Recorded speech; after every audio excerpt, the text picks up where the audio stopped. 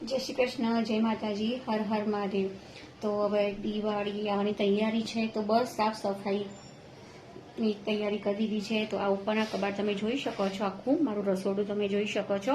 આ બધા કબાટ આપણે પહેલા સાફ કરી દેવાના છે, બધું ટોટલી।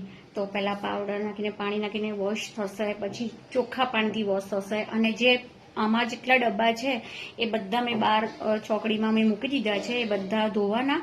અને પછી નીચેના જેટલા વાસણ છે એ ફરી રોજ તો ધોતા જ હોય, તો પણ ફરી એકવાર ધોઈ દેવાના। અને બધું જે પાપડ છે, વડીઓ છે, બધું જે બનાવ્યું હોય અને જે પણ મસાલા હોય એ બધા બહાર તડકામાં તપાડી દઈશું, ગોદરા તપાડી દઈશું, વધારાનું બધું ફર્નિચર લૂછી દઈશું। તો જોવા છે, વાસણો બધા ધોવા મૂકી દીધા છે, જોઈ શકો છો બધા વાસણ પણ। તો બધું તપાડવા થોડું થોડું બધું મૂકવા જાઉં છું, વાસણ પણ બધા ધોવા મૂકી દીધા છે।